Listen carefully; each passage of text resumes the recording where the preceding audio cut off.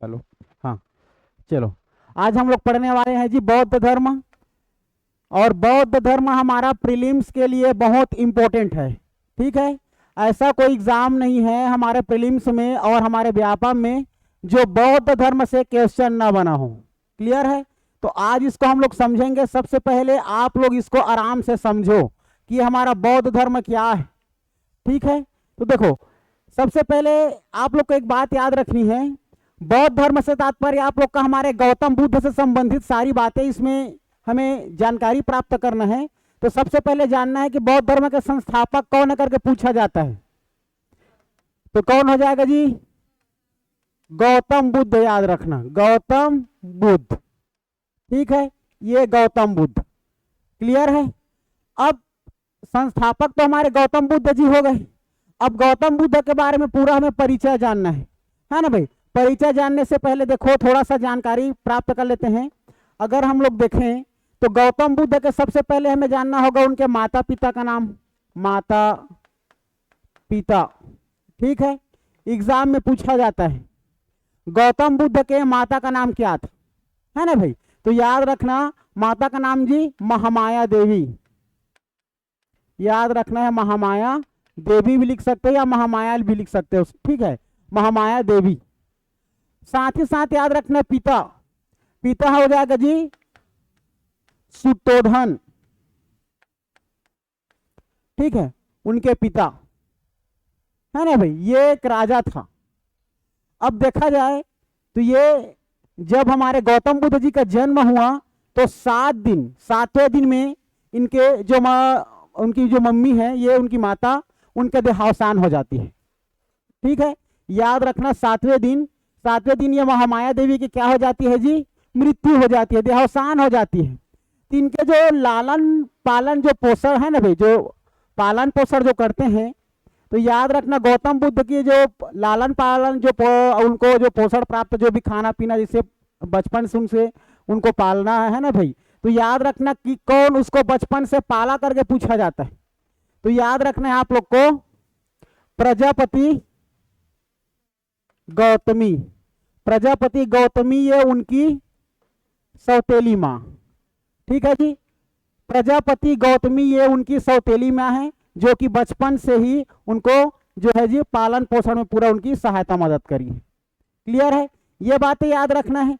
अब देखते हैं कि हमारा गौतम बुद्ध, अब इनके जन्म का बहुत एग्जाम में पूछा जाता है। अलग अलग बुक में अलग अलग मिलेगा, हमें एनसीईआरटी को लेकर चलना है। क्लियर है? तो कल बताया था कब हुआ था जी गौतम बुद्ध जी का जन्म? याद रखना, ठीक है। गौतम बुद्ध जी का जन्म आप लोग को याद रखना है जी 563 ईसा पूर्व। 563 ईसा पूर्व याद रखना। ठीक है, बिफोर क्राइस्ट। ठीक है, तो याद रखना 563 ईसा पूर्व। इसी बीच यहाँ पर हम लोग महापरिनिर्वाण को भी याद कर लेते हैं करने को, लेकिन लास्ट में याद रखना है उसको 483 ईसा पूर्व, लगभग 80 साल, है ना भाई? लगभग 80 वर्ष, है ना, जीवित रहे। तो 483 ईसा पूर्व इनके महापरिनिर्वाण हुआ था।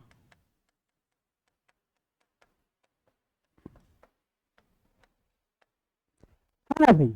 याद रखना, ये जन्म और ये उनके महापरिनिर्वाण देहावसान के समय, जब कोई महापुरुष, है ना भाई, अचानक उनका देहावसान या मृत्यु हो जाती है तो उसको हम लोग महापरिनिर्वाण के नाम से जानते हैं।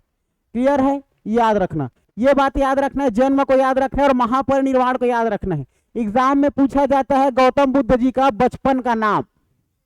ठीक है, बचपन का नाम याद रखना सिद्धार्थ। बचपन का नाम क्या था जी? सिद्धार्थ। बचपन का नाम था सिद्धार्थ, ये सिद्धार्थ।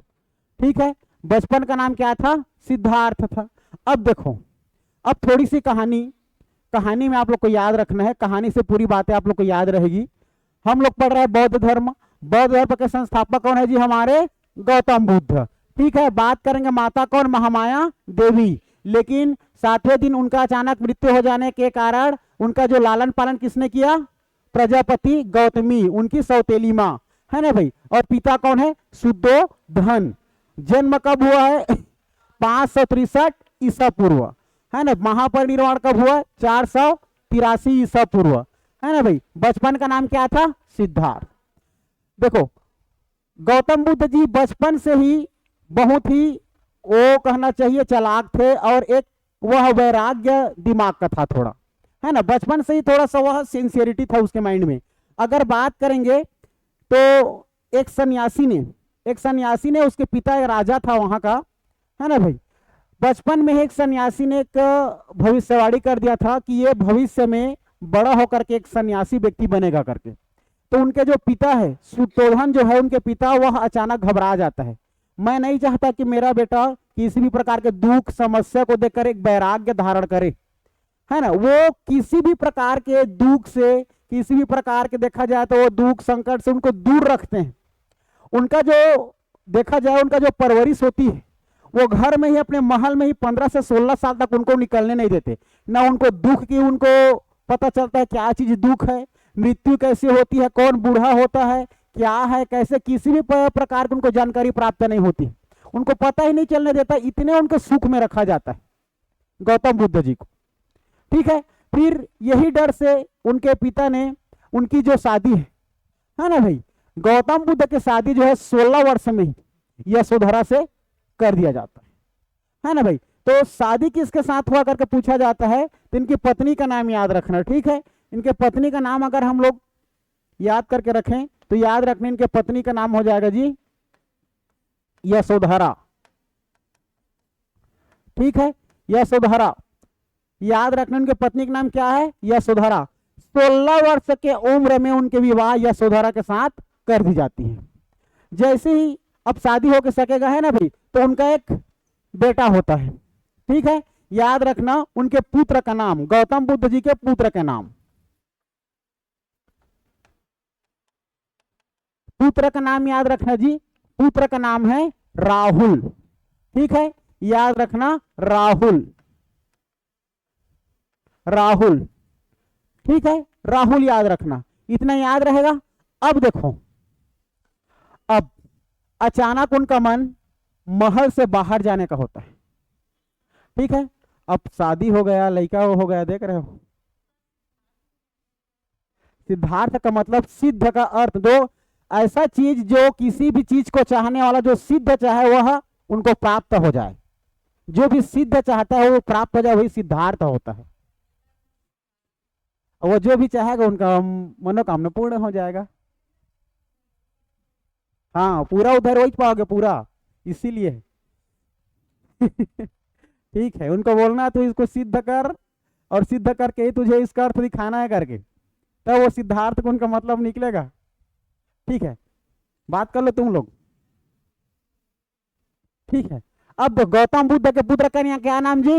राहुल। उनके पत्नी यशोधरा, माता महामाया, और उनके सौतेली माँ प्रजापति गौतमी, पिता सुतोधन, ठीक।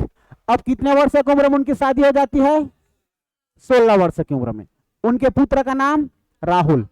अब उनका मन बाहर भ्रमण करने को होता है, ठीक। गौतम बुद्ध जी के बोलता है चलो सारथी तैयार हो जाओ। तैयार, सारथी को तैयार करता है और घोड़े गाड़ी में बैठता है, रथ में बैठ करके अब भ्रमण करना शुरू करता है, ठीक है। जैसे गौतम बुद्ध जी ने घर के बाहर निकला, ठीक है, तो उसको 4 अवस्था नजर आया। कितने अवस्था? 4 अवस्था को देखा उसने, है ना भाई। उस 4 अवस्था को देखा तो 4 अवस्था क्या क्या था पहले समझना है, ठीक है। वो 4 अवस्था क्या था?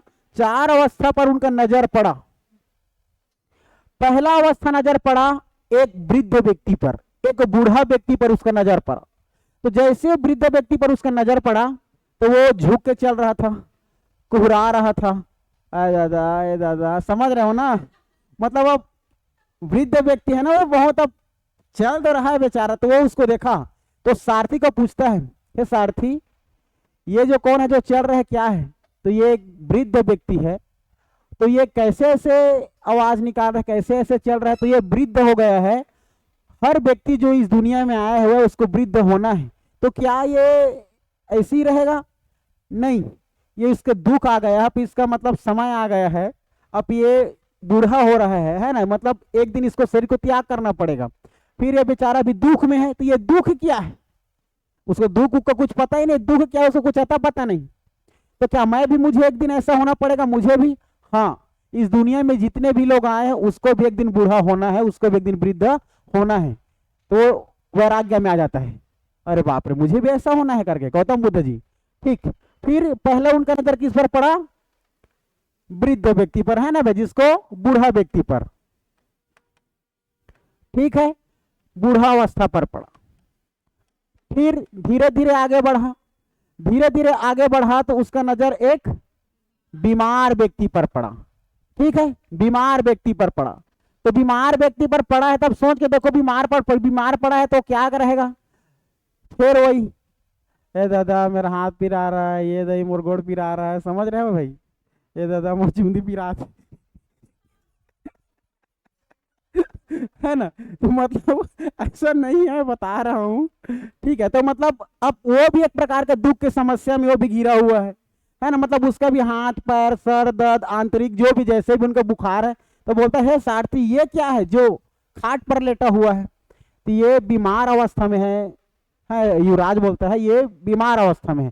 तो बीमार अवस्था में है तो ये ऐसे क्यों आलसी पड़ा हुआ है, घूमे फिरे ऐश करे? जो बीमार होता है ना उसका शरीर ठीक से नहीं चल पाता, शरीर हमारा चलने योग्य नहीं रह जाता, जब तक वो ठीक नहीं होगा तब तक वो नहीं आगे बढ़ पाएगा, नहीं चल पाएगा। तो क्या मुझे भी ऐसा होना पड़ेगा? नहीं नहीं नहीं, आपको ऐसा क्यों वो होना पड़ेगा? आप तो राजा महाराजा, आप तो अच्छे अच्छे खा पी रहे हो, एक दिन कुछ अचानक ऐसे खा डालो तो आपको बीमारी आ जाएगी।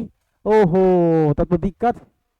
मतलब यहाँ लोग बीमारी में भी मरते हैं, दुख की अवस्था में भी आते हैं। उधर देखो बेचारा वृद्ध व्यक्ति पैदल चल रहा है, वो भी दुख की अवस्था में घिरा हुआ है। ये बेचारा सोया हुआ बीमार व्यक्ति, वो भी ऑलरेडी दुख में पड़ा हुआ है। ये दुख है क्या? समझ रहे हो? फिर फाइनली अब धीरे धीरे आगे बढ़ा, इसको भी देख करके उसके मन में अलग से उद्दीपन हुआ माइंड में कि दुख क्या है। फिर फाइनली एक और व्यक्ति पर नजर पड़ा, जो कि 4 व्यक्ति एक 100 को लेकर जा रहे थे, है ना। तो एक उनका नजर कहां पर पड़ा? तीसरे व्यक्ति मतलब 100 पर पड़ा, 100 अवस्था, ठीक है, 100 अवस्था पर पड़ा। तो फिर पूछता है, हे सारथी 4 लोग जो एक ही व्यक्ति को खाट में उठाकर लेकर जा रहे हैं वो क्या है? तो वो व्यक्ति मरा हुआ है युवराज, वो मरा हुआ है। तो मरा हुआ क्या है? ये मरा हुआ कैसा है? क्या मैं भी मर जाऊंगा ऐसा क्या? नहीं नहीं नहीं, आप कैसे ऐसे हो जाएगा? लेकिन इस दुनिया में जो आया है उसको एक दिन जाना है, मरना है। आप भी एक दिन ऐसा हो जाएगा, जब आपका भी समय आ जाएगा, आप भी वृद्ध होगे, आपको बीमार होगा, आपके वृद्धावस्था होगा, आपका भी समय हो जाएगा, तो एक दिन आप भी इस दुनिया से जा सकते हैं। तो ये रो क्यों रहे हैं नीचे वाले? ये दुख का कारण है, जाने का दुख है उसको। ये दुख है क्या? समझ रहे हो? तो फिर फाइनली 100 अवस्था को देखा। अब फिर एक, चलो आगे बढ़ाओ, चलो सारथी। अब जैसे ही आगे बढ़े फिर उनका नजर सन्यासी पर पड़ा, जो कि वैराग्य धारण करे हुए एक वृक्ष के नीचे बैठे हुए थे, आंख बंद करके। ओम भूर्भुवस्सुः तत्सवितुर्वरेण्यं भर्गो देवस्य धीमहि धियो यो नः प्रचोदयात्। तो अब वैराग्य धारण किए हुए वह मंत्र जाप करता हुआ एकदम चमकता हुआ मस्त बैठा है भाई, है ना, पद्मासन लिए हुए। तो बोलता रुको रुको सारथी, ये क्या है? ये एक सन्यासी है युवराज, ये एक सन्यासी है, ये सन्यासी है। तो सन्यासी से क्या इनको दुख नहीं पड़ा है? ये दुख से बचने के लिए पूरा सब चीज को, माता पिता भाई बहन पत्नी को त्याग करके यह भगवान को अर्जित करना चाहता है, ईश्वर को प्राप्त करना चाहता है, दुखों से परे दुख को यह छोड़ के जाना चाहता है, इसीलिए वैराग्य धारण किया है, यह ईश्वर के पास जाना चाहता है। तो बोलता है मतलब इसको दुख नहीं है, एक जगह बैठा है तो काहे का दुख? जब उसको भगवान की प्राप्ति हो जाएगी फाइनली, वह उसको मोक्ष प्राप्त हो जाएगा। तो मोक्ष प्राप्त हो जाएगा मतलब इसको किसी प्रकार का दुख प्राप्त नहीं होगा, ईश्वर के पास चला जाएगा। तो उनके मन में धारण करते हैं मैं भी ऐसी बनूंगा। सारथी अचानक आश्चर्यचकित आते हैं, आप ऐसे काहे बनेंगे? आपके बेटे हैं, आपकी पत्नी है, माता पिता है, पूरा हम लोग हैं, तो आप काहे वैराग्य धारण करोगे? नहीं, मैं भी ऐसी बनूंगा। ठीक है, क्योंकि ये व्यक्ति दुख में नहीं है, ये मोक्ष को चाहता है, ये दुख से परे चाहता है, यह ईश्वर को प्राप्त करना चाहता है। तो मुझे भी ऐसे ही सन्यासी बनना है। तो फिर अब हो जाता है घर।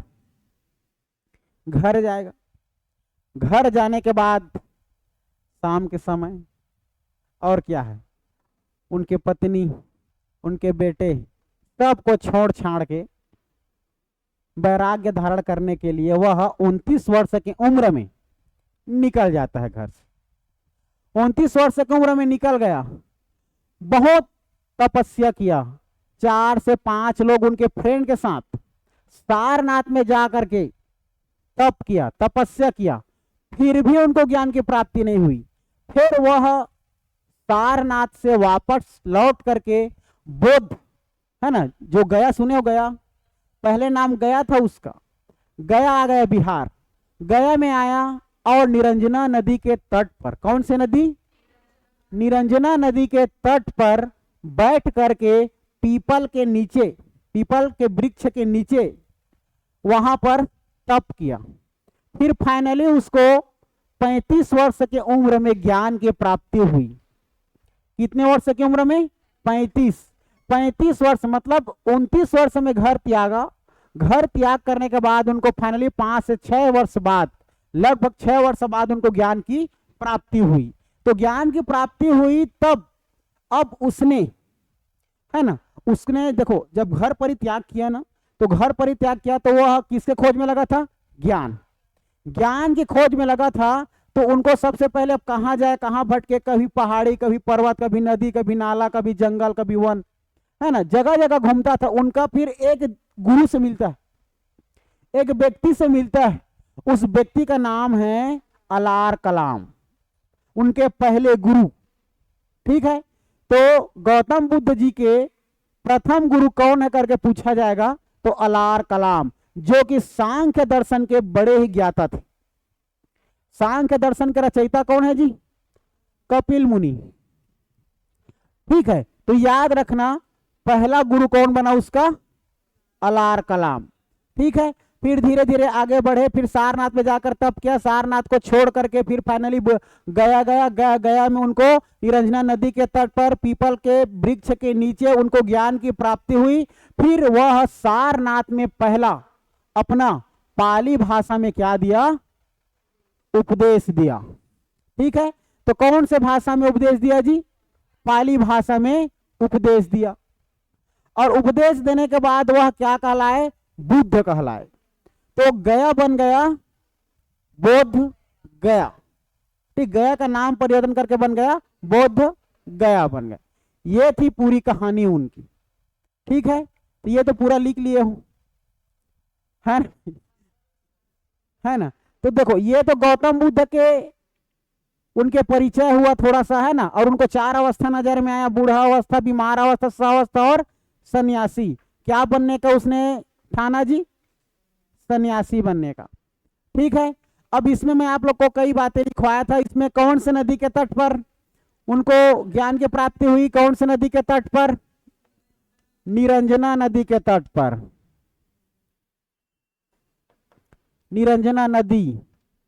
ठीक है, निरंजना नदी के तट पर ज्ञान की प्राप्ति, ज्ञान की प्राप्ति, है ना भाई। कौन से वृक्ष के नीचे जी, पीपल वृक्ष, है ना, पीपल वृक्ष के नीचे। और इसको क्या नाम से जाने लगा, इस वृक्ष को बोधि वृक्ष के नाम से जाने लगा, बौद्ध से बोधि वृक्ष, है ना भाई ये। और हमारे एग्जाम में कई सारी बातें पूछा जाता है, जैसे कि इंसान में देखा जाए तो, और 4 उसने तथ्य भी बताया कि इस दुनिया में पूरा देखा जाए तो सभी लोग किससे लगा हुआ है, पूरा किसमें डूबे हुए हैं, दुख में, सब लोग दुख से ग्रसित है, पहला बात। दूसरा बात बताया उसने 4 सत्य बातें बताया है ना, गौतम बुद्ध जी ने 4 सत्य बातें क्या क्या बताया करके पूछा जाता है। पहला बात याद रखना, पूरा संसार दुख से घिरा हुआ है, पूरा संसार दुख से घिरा हुआ है। एक तो दुख से घिरा हुआ है तो उसका एक कारण है, तो दुख से घिरे मतलब घिरा हुआ है उसका कारण है, प्रत्येक दुख का एक कारण, ठीक है। और कारण के बाद तीसरा बात क्या बताया, इच्छा, ठीक है। ये दुख का कारण क्या है, अगर इंसान इच्छा नहीं करता ज्यादा तो ये दुख का कारण नहीं बनता। तो तीसरा बात उनके सत्य बात जो था, इच्छा, इच्छा ही मेन कारण है किसका जी, दुख का। अर्थात इच्छा ही दुख है, उसका दुख का मेन कारण है, तो दुख पर नियंत्रण किया जा सकता है। ये चौथा बात बोला।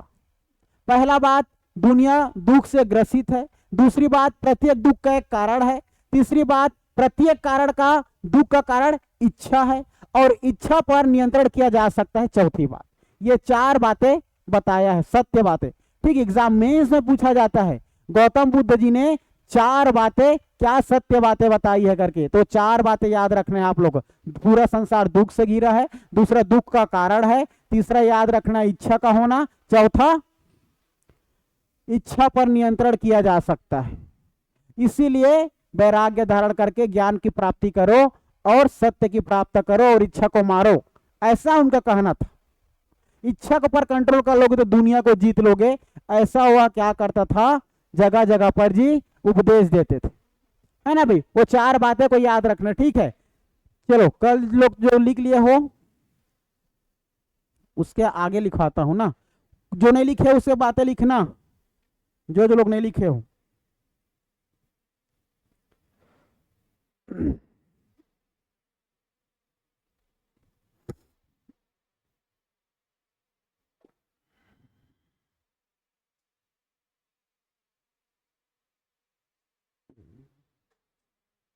महावीर इसका देखो, घर त्याग को क्या कहा जाता है करके एक बार पूछा था, ठीक है। गौतम बुद्ध जी ने घर के त्याग किया था, है ना, अपने पत्नी अपने बच्चे का परित्याग किया था, तो त्याग क्या कहलाता है, महाभिनिष्क्रमण, ठीक है। घर का त्याग, तो त्याग क्या कहलाता है जी, जो गौतम बुद्ध जी ने जो त्याग किया वो त्याग क्या कहलाता है, तो याद रखना त्याग हो जाएगा हमारा महाभिनिष्क्रमण,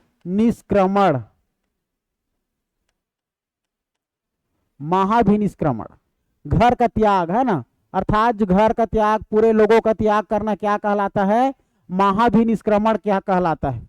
गौतम बुद्ध जी जो त्याग किया उसको क्या कहेंगे, महाभिनिष्क्रमण, महाभि बोल सकते हो फिर निष्क्रमण, महाभिनिष्क्रमण, ठीक है। नेक्स्ट, चलो एग्जाम में एक समय पूछा था, इसको कब किस दिन ज्ञान की प्राप्ति हुई थी, दिन को पूछता है। आप तो नदी के पास पता चल गया, वृक्ष के नीचे पता चल गया, दिन पूछा जाता है, वैशाख पूर्णिमा, ठीक है।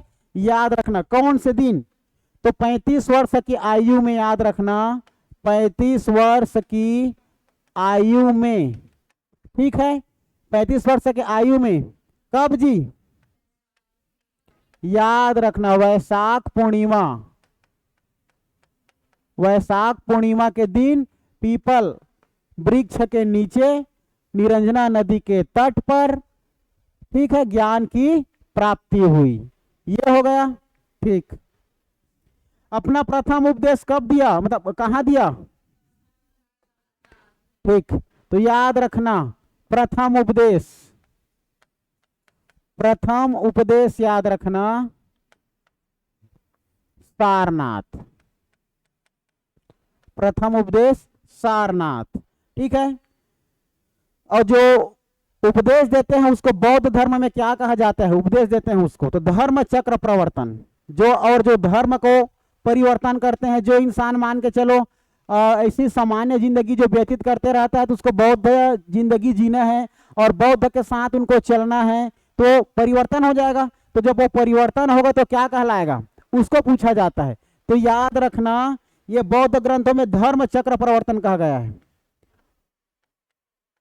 बौद्ध धर्म चक्र प्रवर्तन,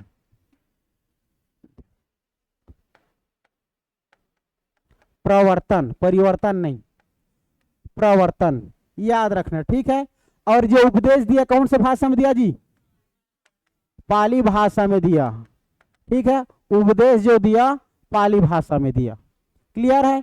और याद करो जब महावीर ने जब हमारा उपदेश दिया तो कौन से भाषा में देता था, प्राकृत भाषा में, सबसे प्राचीन भाषा था प्राकृत भाषा, है ना। गौतम बुद्ध जी के समय कौन सा भाषा का प्रचलन है? पाली भाषा। हमारे देखा जाए महावीर के समय प्राकृत भाषा। याद रखना, उसको पूछा जाता है। ठीक है, नेक्स्ट याद नोट करके लिखना। सबसे प्रथम उपदेश कहां पर दिया? सारनाथ। सबसे ज्यादा बार उपदेश कहां दे करके पूछा जाता है? श्रावस्ती। ठीक है, श्रावस्ती। तो याद रखना, श्रावस्ती किसकी राजधानी? कौशल की राजधानी। ठीक है, सबसे ज्यादा बार याद रखना, सबसे ज्यादा उपदेश श्रावस्ती पर दिया। और श्रावस्ती किसकी राजधानी जी? ठीक, कौशल की राजधानी।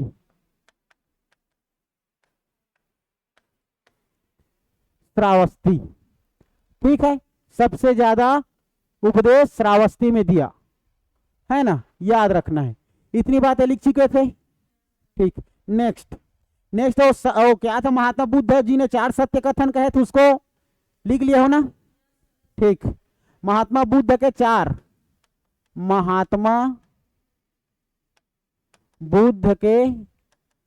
4 सत्य कथन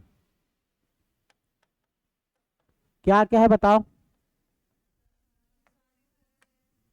संसार दुखों से भरा हुआ या ग्रसित है। ठीक है, पहला, संसार दुखों से भरा है।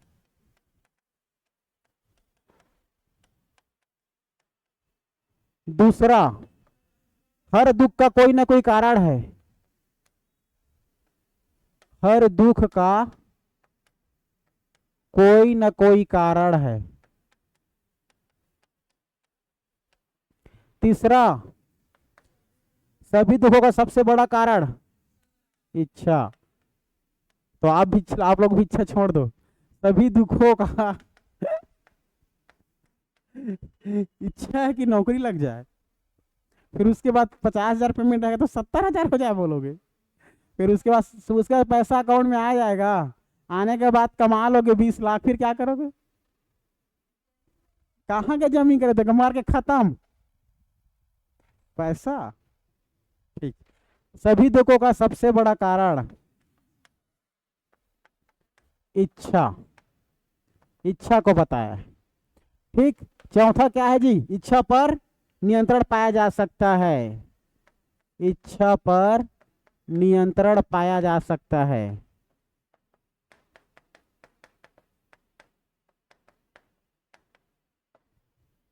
ये 4 बातें, ठीक है, मेंस में काम आएगा 100%। महात्मा बुद्ध के 4 सत्य कथन। और बताओ तो 4 सत्य कथन महावीर स्वामी का।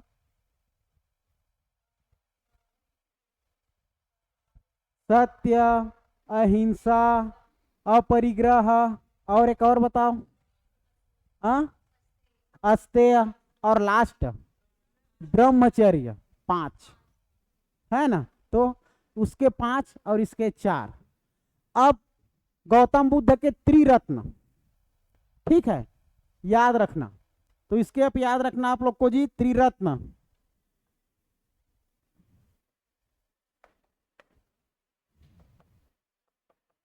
कितना बज गया?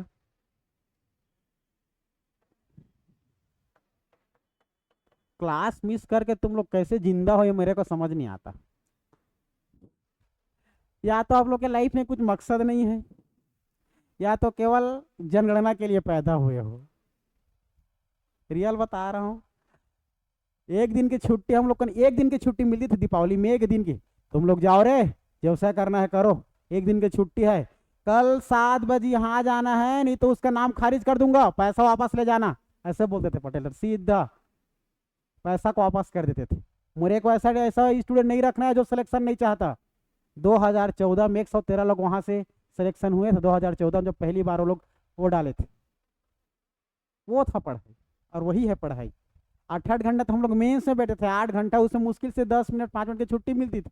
8 घंटा कंटिन्यू मेंस में बैठते थे, लिख लिख के हाथ क्या हाल हो रहा होगा। वो था रियल पढ़ाई। आजकल कुछ नहीं जानोगे, ये गूगल मोरम्बा खाना खाए कि नहीं, क्या सब्जी में खाए है। अरे कुछ जानने की इच्छा, किताब से कुछ जान लो, गूगल गलत बताता है। गूगल वही बात बताएगा जो बड़े बड़े विद्वान लोग लिख लिख के डाल दिए हैं। अगर धनंजय से लिख के डाल दिया है आम को इमली, तो इमली आएगा, लेकिन मैं तो गलत बता दिया। समझते नहीं हो, आ जाते हो कहाँ कहाँ से खा देते हो, भात को रात को निपोड़ देते हो दांत को। छत्तीसगढ़ी में वो कहावत है जी, वो बुरा मत मानना। अब टूरा को टूरा टूरी बोलूंगा तो छत्तीसगढ़ी पढ़ाऊंगा तो कैसे करोगे? वो लहजा है छत्तीसगढ़ी की, कैसे टूरी हो कैसे टूरा हो वैसे बोलना पड़ेगा। छत्तीसगढ़ी तो क्या करोगे? टूरा का मतलब होता है हीरो लड़का, टूरी का मतलब होता है हीरोइन, अच्छी लड़की। समझ रहे हो ना? तो छत्तीसगढ़ी हमारा वैसी बोली है, अब क्या करोगे? नहीं पढ़े हो मजा आएगा, लेकिन डोक बोलने में मजा आएगा। डोकरी डोकरा डोकराइन हथिया हथनीन सब मजा आएगा। ऐसे करो बनिया बनियाइन, जान रहे हो सब। मेंस में आता है भैया 50 नंबर की ही लग रहा है आप लोग को। गौतम बुद्ध के त्रिरत्न, सब बात जान गए इसको। तो क्या है त्रिरत्न जी? पहला, दूसरा, तीसरा। पहला बुद्ध, दूसरा संघ, तीसरा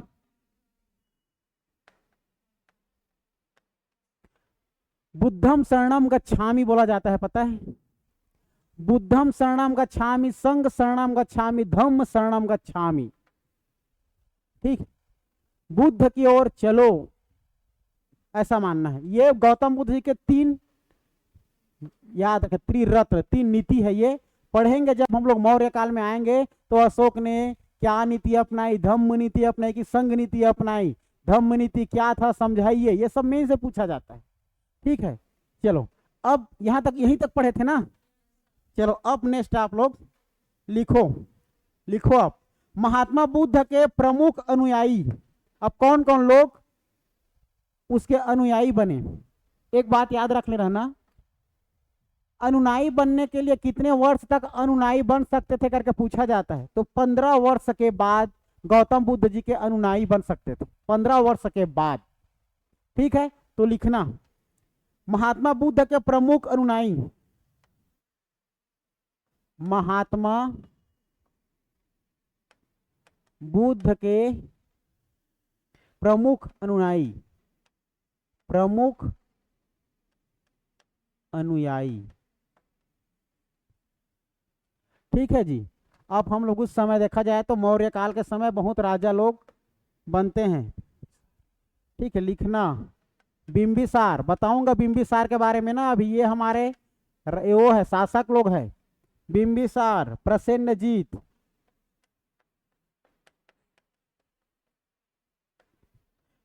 उदयन, किसी में उदयन लिखाता है। ठीक है, अब इनके भी जैसे याद करो, आप लोग को पढ़ाया था, इसको लिख लो, ये याद रखना बिंबिसार, प्रसेनजीत और उदयन, यही 3 लोग थे जो महात्मा बुद्ध के प्रमुख अनुयायी थे, जिसने बौद्ध धर्म धारण किए थे। ठीक है, बिंबिसार, प्रसेनजीत और उदयन।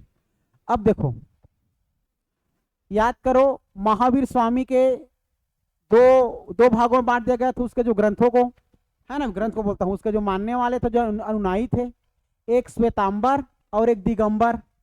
श्वेतांबर जो श्वेत कपड़े पहन करके सन्यासी के रूप में जाप करते थे, तपस्या करते थे, और एक बिना कपड़े के जाप करते थे, है ना। बिना कपड़े वाले को दिगंबर कहा गया और जो श्वेत कपड़ा पहन करके उसको श्वेतांबर कहा गया।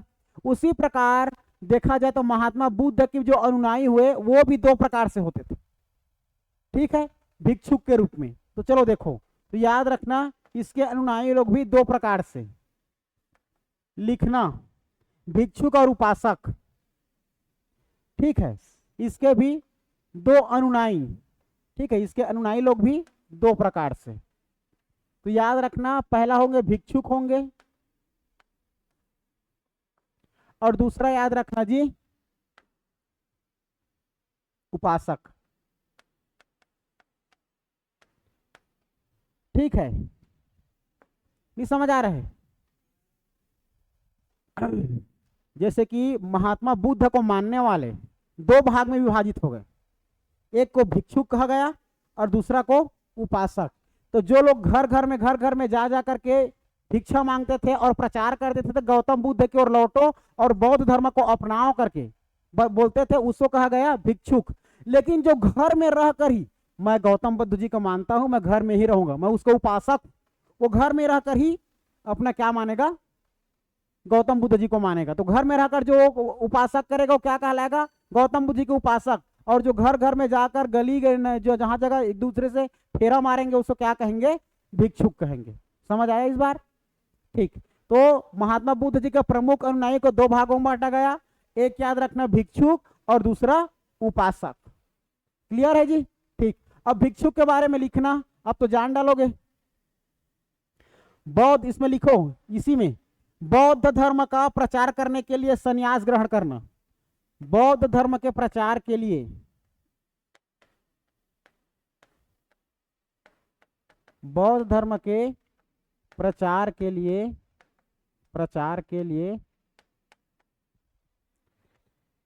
संन्यास ग्रहण करना।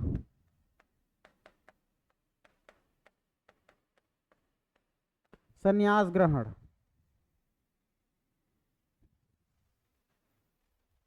उपासक में गृहस्थ जीवन व्यतीत करना। गृहस्थ जीवन व्यतीत, गृहस्थ जीवन व्यतीत करते हुए बौद्ध धर्म अपनाना, करते हुए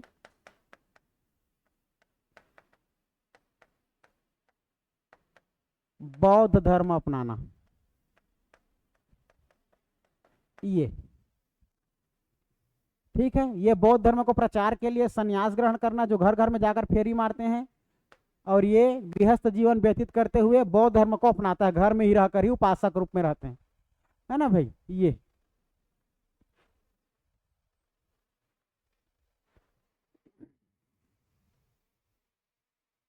ठीक है, नोट करके लिख लेना, नोट करके लिखना जी।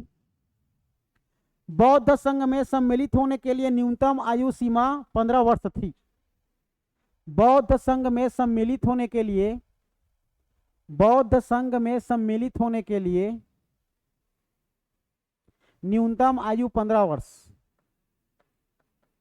न्यूनतम आयु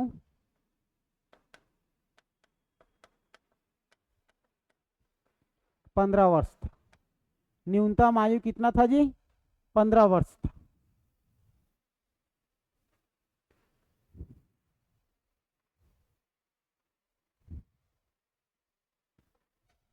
लिख लिए? ठीक। अब लिखना बुद्ध के जीवन, हेडिंग देना, हेडिंग बीच में हेडिंग देना जी, बुद्ध के जीवन से संबंधित बौद्ध धर्म के प्रतीक।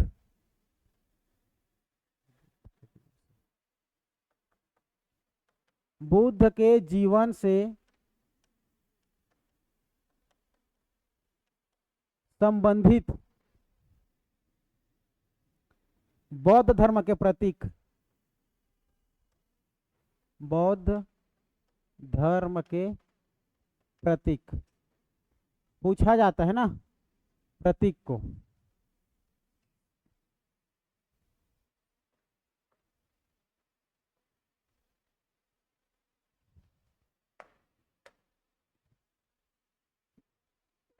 चलो लिखना, इसमें भी लिखना, चार लिखना, 4-5 तो पहले लिखना, जन्म का प्रतीक क्या है, गृह त्याग का प्रतीक क्या है, जब गृह त्याग किया तो क्या प्रतीक है, क्या प्रतीक था, ज्ञान, निर्वाण। ठीक है, एक और याद रख लेना, मृत्यु।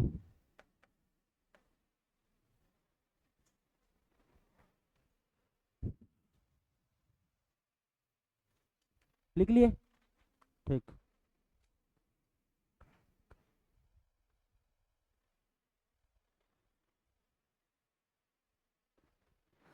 लिखो, जल्दी लिखो।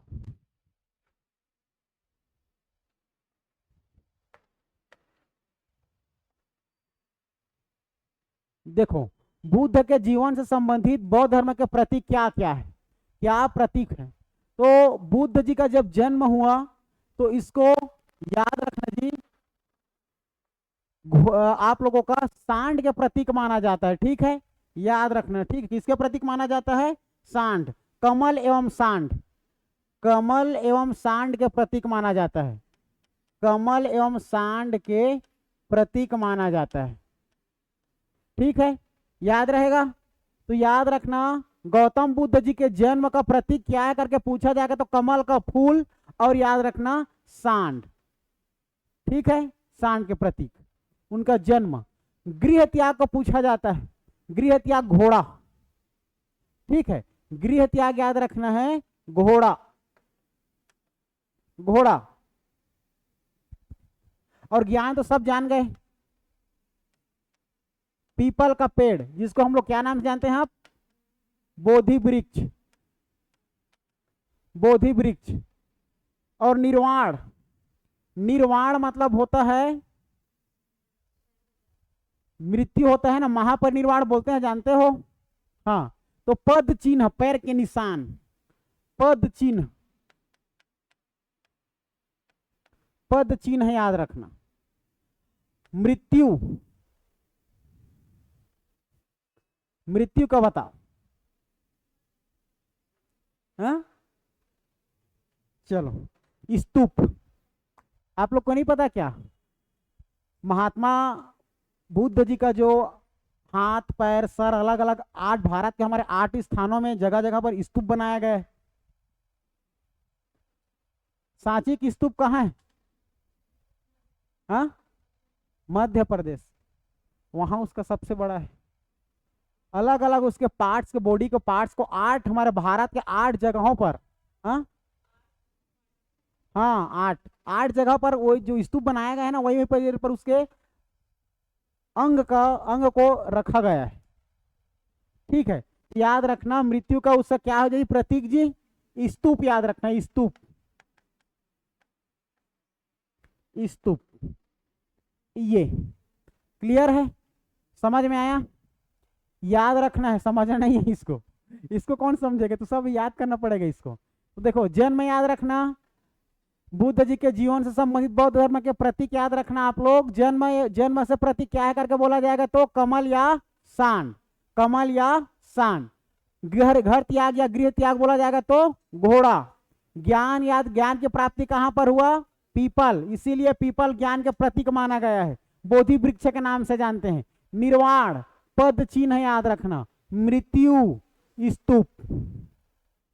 ठीक है, ठीक, इतना उतना को पढ़ के आना, कल पूछूंगा सब लोग को, उसके बाद आगे क्लास करेंगे। ठीक है, चलो ठीक।